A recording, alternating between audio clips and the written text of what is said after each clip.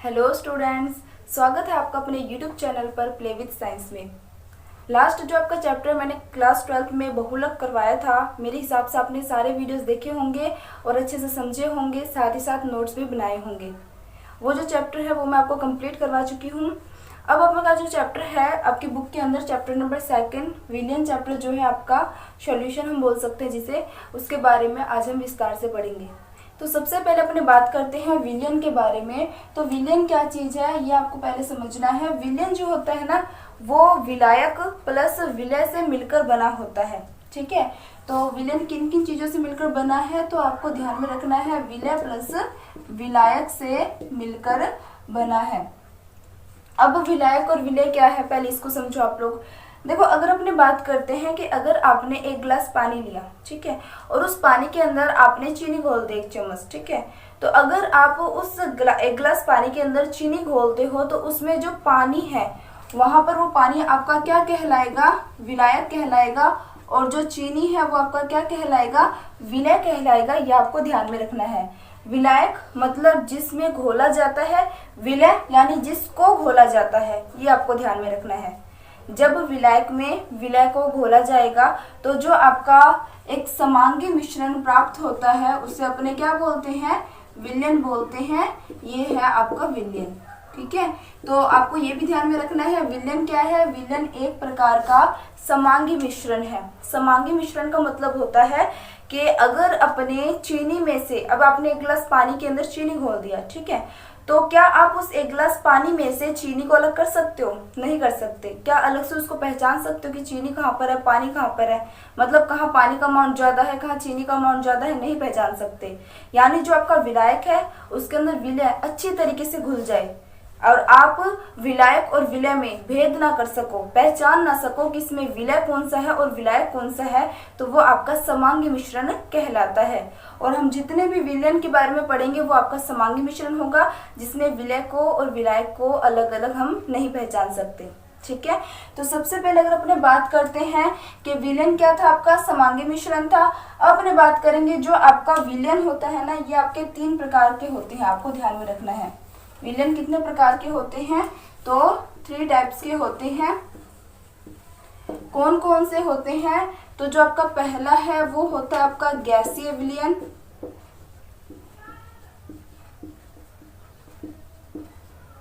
जो सेकंड है वो है आपका द्रव्य विलयन।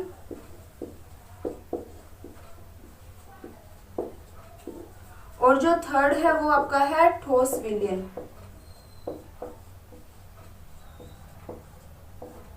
ठीक है।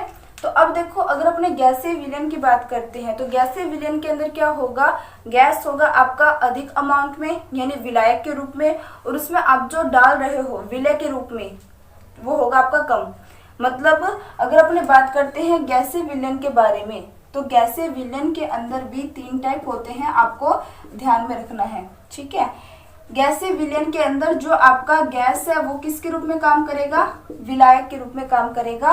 और अगर आप गैस के अंदर गैस को मिलाते हो, गैस के अंदर द्रव को मिलाते हो या गैस के अंदर ठोस को मिलाते हो, तो ये सारे आपके किसके रूप में काम करेंगे, विलय के रूप में काम करेंगे। ये आपको ध्यान में रखना है।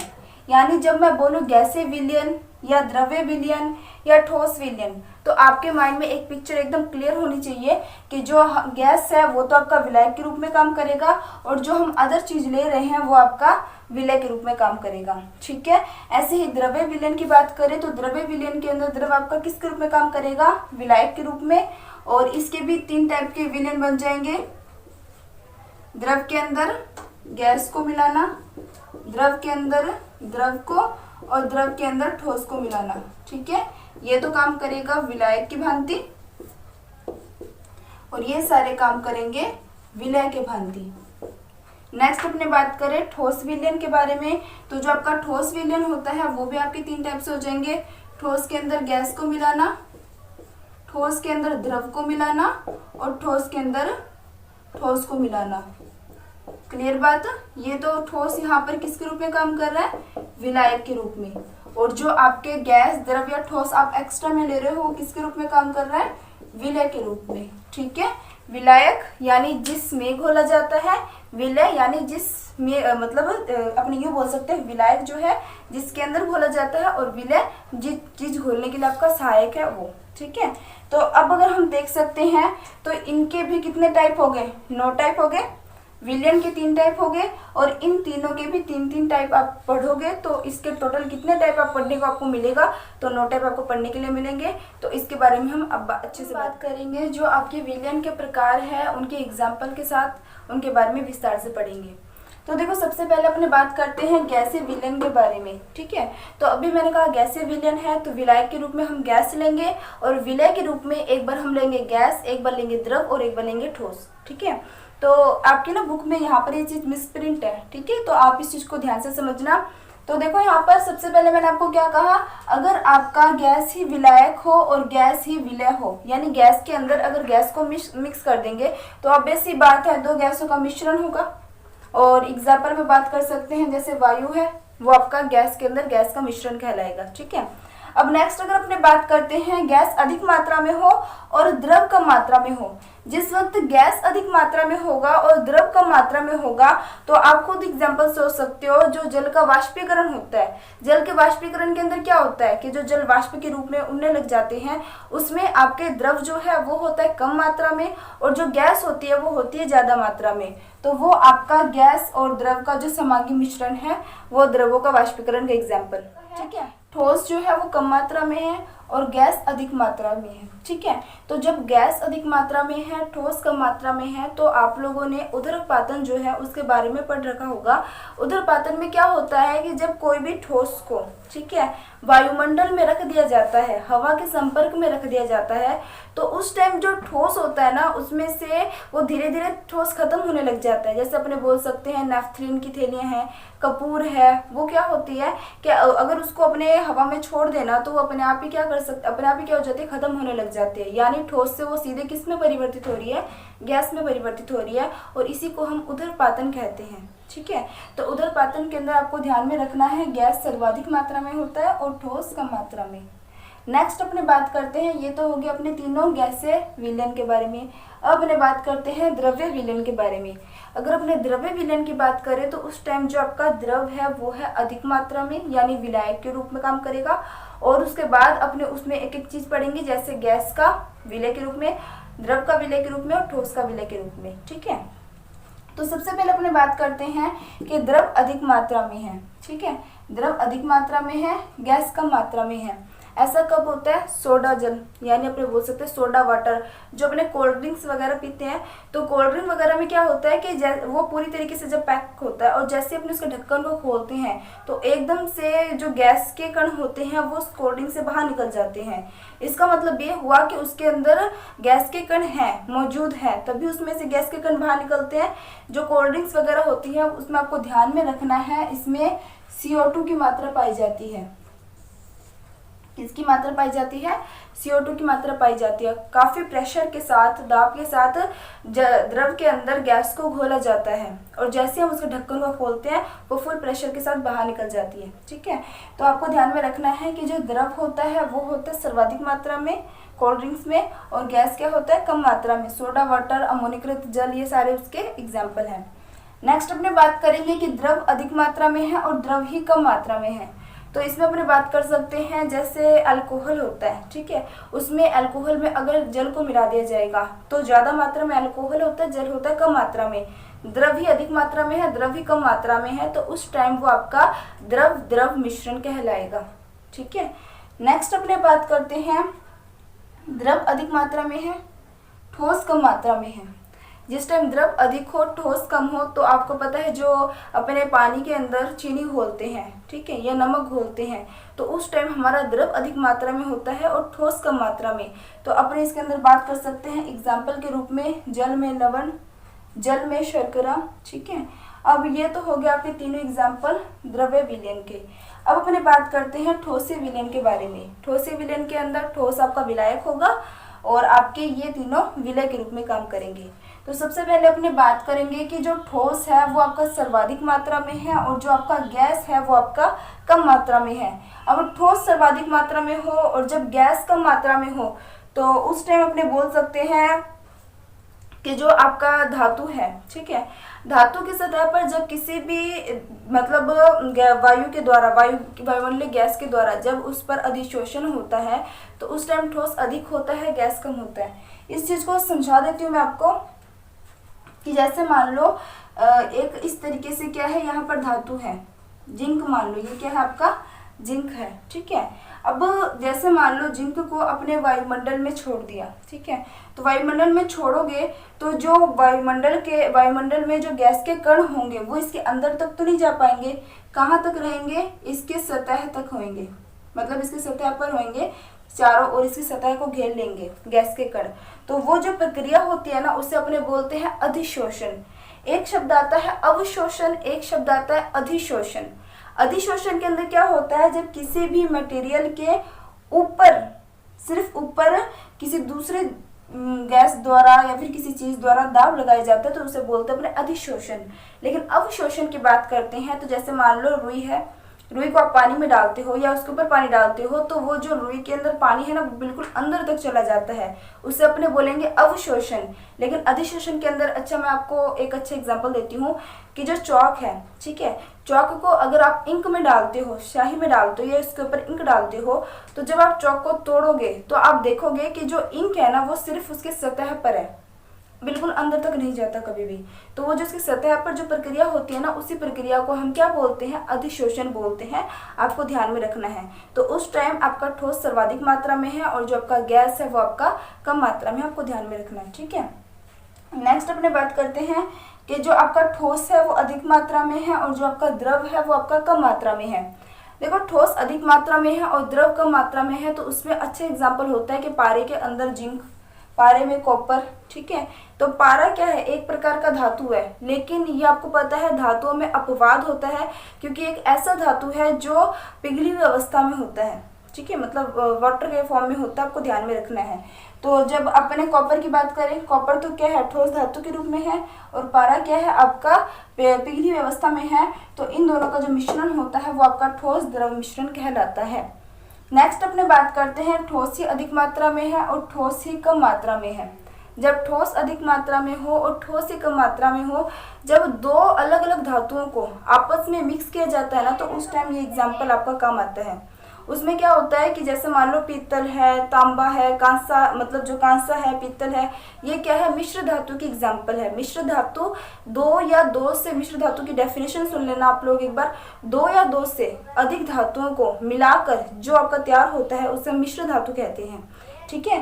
तो यहाँ पर मिश्र धातु जब जिंक और कॉपर को मिलाएंगे तो पीतल बन जाएगा, एक प्रकार का मिश्र धातु है। वहाँ पर ठोस से आपका सर्वाधिक मात्रा में है और ठोस से कम मात्रा में है, ये आपको ध्यान में रखना है। ये तो मैंने आपको सारे एग्जाम्पल्स के साथ समझा दिए हैं और बुक में जो यहाँ पर मिस प्रिंट है ना ये चीज़ है, इस चीज़ को आपको ध्यान में रखना है। हम बात करेंगे सांद्रता की इकाइयों के बारे में। देखो सांद्रता, अगर इसके डेफिनेशन के बारे में बात करें तो सांद्रता क्या चीज़ है, आपको ध्यान में रखना है कि किसी भी विलायक के अंदर विलय की कितनी मात्रा घुली हुई है वही अमाउंट जो है वो उसकी सांद्रता को डिसाइड करती है।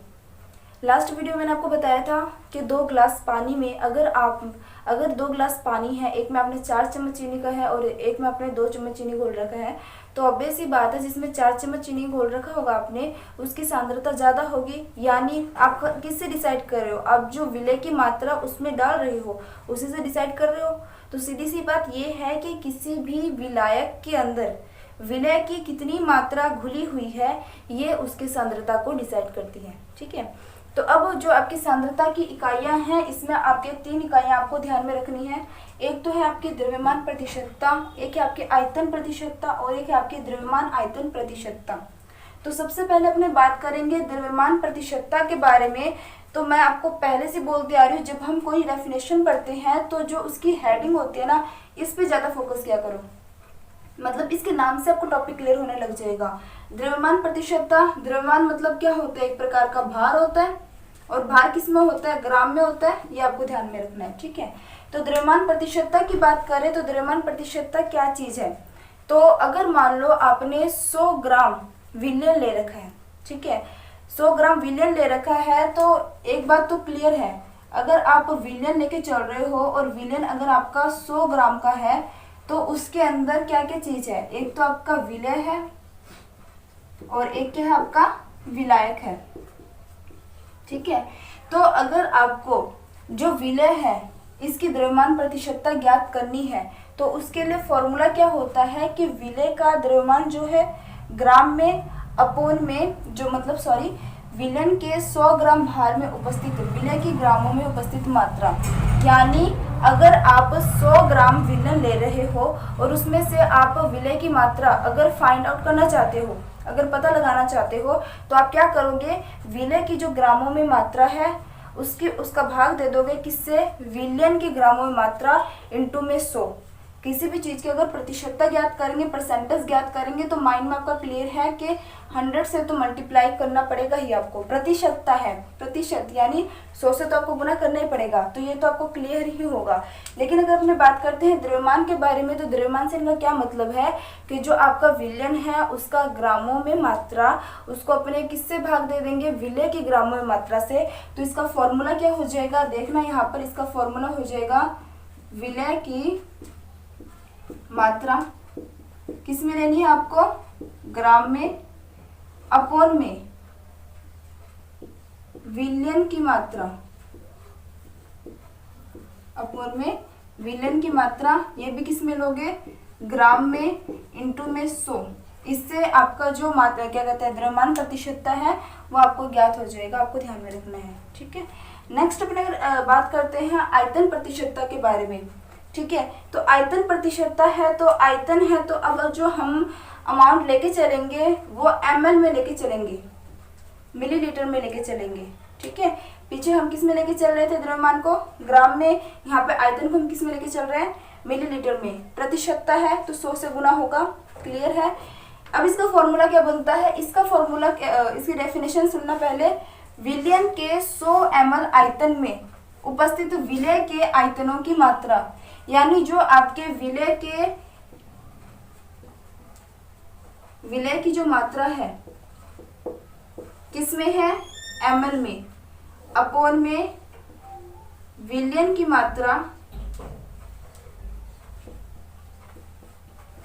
ये भी आपको किस में लेके चलना है, ml में इंटू में 100। ये किसका फॉर्मूला बन जाएगा आपका आयतन प्रतिशतता का।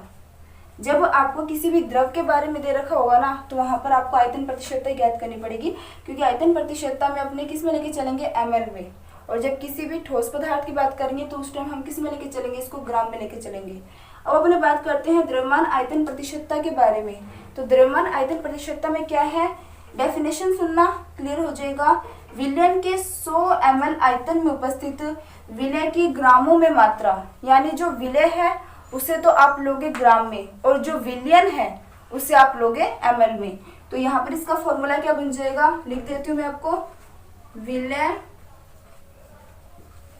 की मात्रा किस में लेके चलनी है आपको, ml में, अपोन में जो विलयन है, विलयन की मात्रा आपको किस में लेके चलनी है, ये आपको लेके चलनी है ग्राम में, इंटू में 100। अब आप बोलोगे कि इसका यूज कहाँ पर होता है, ये तो चलो बच्चा समझ जाता है कि भाई हाँ इनका तो अपने नॉर्मल यूज समझ सकते हैं, पर ठोस और द्रव दोनों मिक्स होते हैं और वहां पर इसका यूज कहाँ पर होता है, तो आपको ध्यान में रखना है। इसका यूज होता है जो दवाइयाँ बनती है ना, तो दवाइयों के जो शीशा होती है उसके पीछे लिखा होगा 25/75, इस तरीके से लिख दिया जाएगा। तो यहाँ पर ये जो 25 है ना, वो तो बताता है किसको, इस द्रव्यमान आयतन प्रतिशत में जो आपका विलय है उसको बताता है। जैसे मान लो कोई दवाई है, उस दवाई के अंदर NaCl की मात्रा कितनी है, 25% है। NaCl की मात्रा कितनी है, 25% है। और जो उसके अंदर आप लिक्विड लेके चल रहे हो, मैं सीधे वाटर लिख देती हूँ, जो वाटर लेके चल रहे हो वो आपकी कितनी है, अब 75% है। तो इसको आप किस तरीके से शो करोगे, इसको आप शो करोगे 25/75 और इंटू में 100। क्लियर बात, यानी 25% तो इसमें क्या है, NaCl है, और जो विलयन है, सॉरी एक मिस्टेक होगी, क्योंकि यहाँ पर वाटर क्या है 75% आपका क्या बच रहा है, आपका विलायक बच रहा है, ये गलती मत कर देना। देखो वाटर जो है ना यहाँ पर विलायक है, ये आपका विलय है। हम यहाँ पर विलयन लेके चल रहे हैं। विलयन मतलब है विलय प्लस विलायक, यानी इन दोनों को जोड़ने के बाद जो आएगा ना वो होगा आपका विलायक, सॉरी विलयन। समझ आ रही मेरी बात? तो 25% तो क्या है यहाँ पर NaCl है, और यहाँ पर ये 100 जो आप लेके चल रहे हो वो दोनों को क्या कर रहे हो, प्लस करके लेके चल रहे हो, क्योंकि यहाँ पर अपॉन में आप फॉर्मूले के अंदर विलयन लेके चल रहे हो। ठीक है, तो आपके ना बुक में भी इससे रिलेटेड कुछ क्वेश्चंस है, उनको आप करके देखना। और अगर आपको नहीं समझ आता तो उनको कमेंट सेक्शन में कमेंट करना, नहीं तो मैं नेक्स्ट क्लास में इसके क्वेश्चंस आपको करवा दूंगी और आपको ये टॉपिक अच्छे से क्लियर हो जाएगा। और अगर आपको वीडियो अच्छी लगती है तो लाइक शेयर करना और चैनल को सब्सक्राइब करना मत भूलना। Thank you.